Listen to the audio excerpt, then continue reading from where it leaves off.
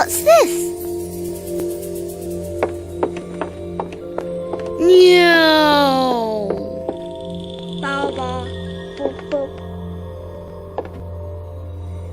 La, la, la.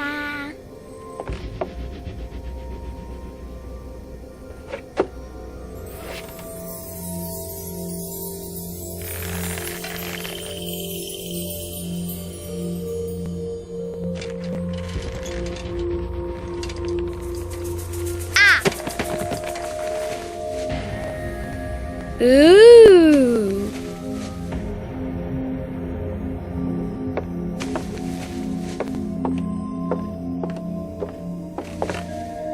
Oh, look! It's a book! Maybe it's a book about pirates with a treasure map. No, I don't think so. I wish that I had seen through all your lies. Oh, start from the beginning, not the middle. And so I decided to pick up my pen to relate the most disturbing episode of my life thus far.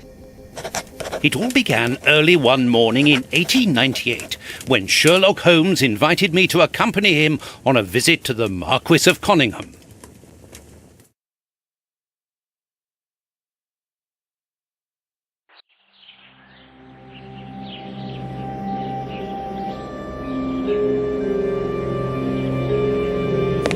Watson, my dear fellow, we can now go and inform the Marquis that we have found the Samoan necklace, and very much faster than Inspector Baines, too, which pleases me.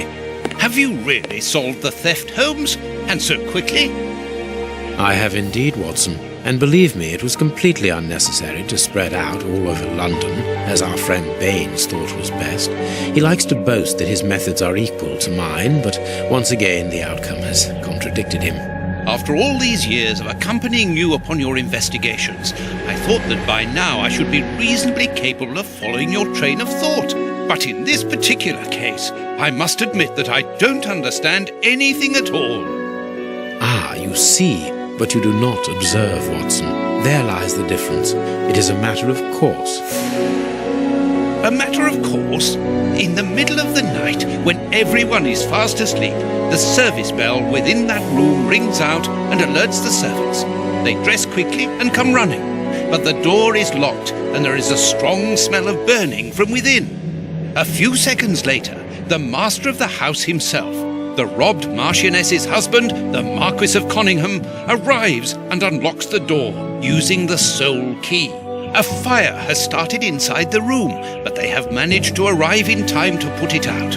It is at that moment that the Marquis realizes that the famous Samoan necklace, which had been safe within its glass cabinet only a few hours earlier, has now disappeared.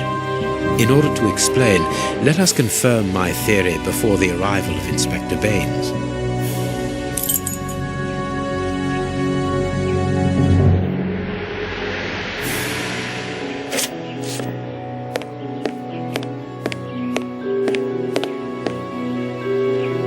This window was cut with a diamond, a clean, discreet piece of work.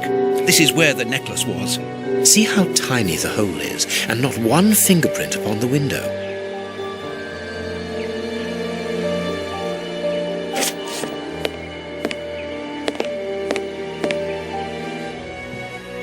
All the windows are locked. They've not been forced. A mark, undoubtedly made by a diamond. Someone tried to cut the glass, but he was interrupted. Therefore, the thief tried to escape through the window, but he was interrupted.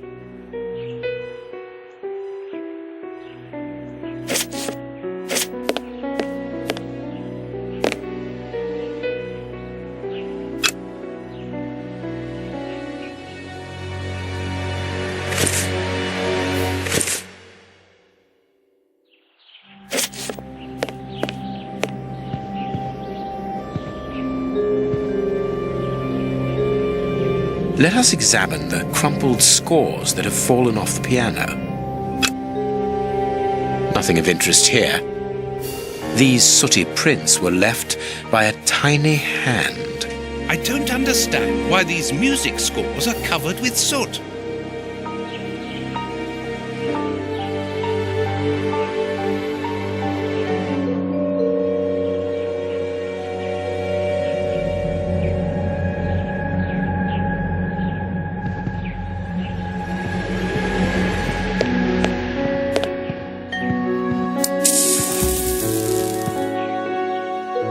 This draft screen makes an ideal hiding place. As the theft was committed at night, I conclude that the thief hid himself behind the draft screen and waited until he was alone in the room. Strange, there aren't any prints, yet I'm sure that the thief hid here.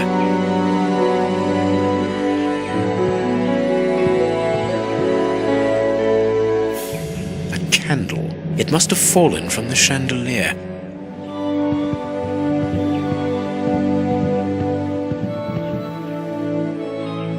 Footprints. You are not going to get on your knees to examine them. There is no need. It is soot. The servants must have trodden in it while they were putting out the fire. Heading towards his chosen escape route, probably the window, the thief knocked over the stool, which then caught fire. But why didn't he try to put the fire out at once? Strange. There are some objects here that have been knocked over. The fire started here, just beneath the bell pull. Whoever pulled the cord would have had his feet in the fire, unless it was pulled before the fire started.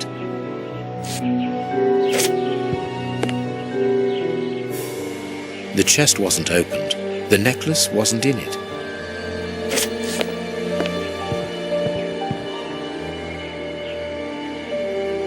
These documents are not very interesting, even though they're addressed to the Minister of Maritime Affairs.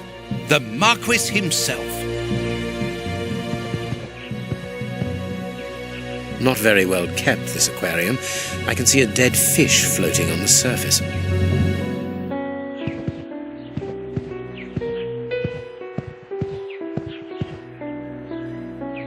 When the servants arrived at the door, having been alerted by the bell, they saw evidence of the theft and the fire, but they didn't see the thief.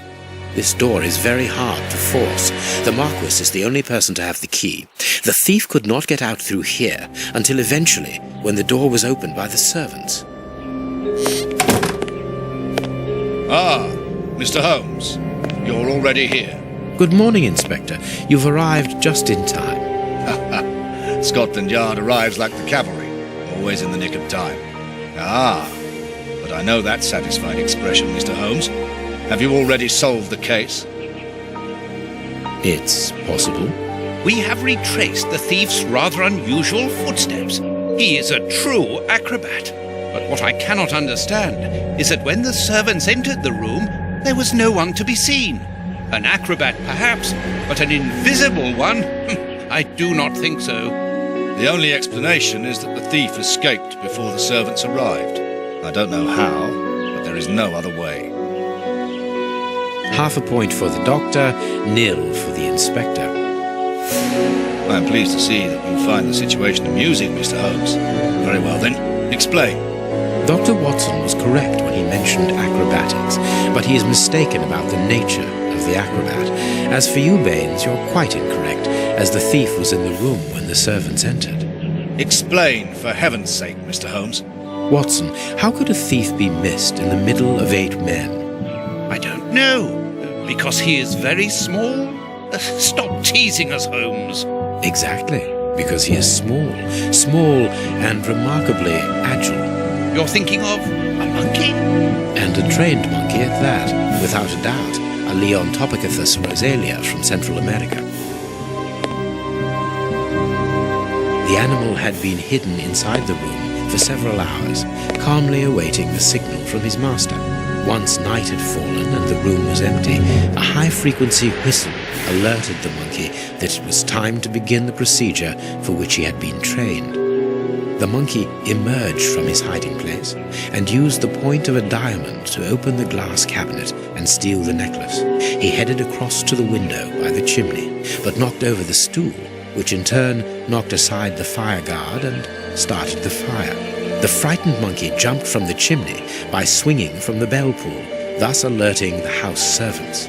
He then went to the window and began to use his diamond to cut a hole, but was interrupted by the staff trying to gain entry via the door, and he panicked again. He ran across the piano, scattering the music scores onto the floor before hiding inside the chandelier, knocking over a candle. Finally, the servants and the Marquis entered the room, leaving the door open while they put out the fire.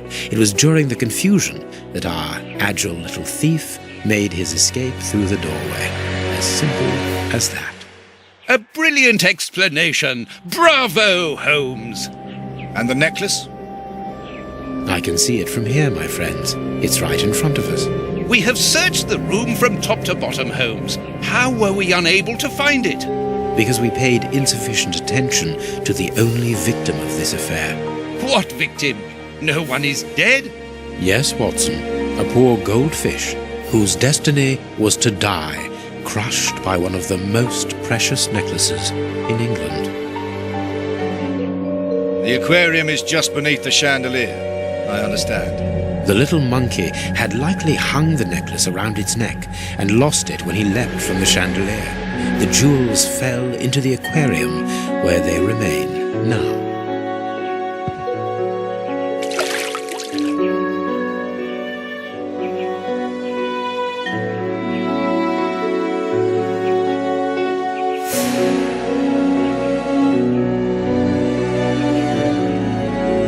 Marquis, here is your necklace, intact, just a little wet.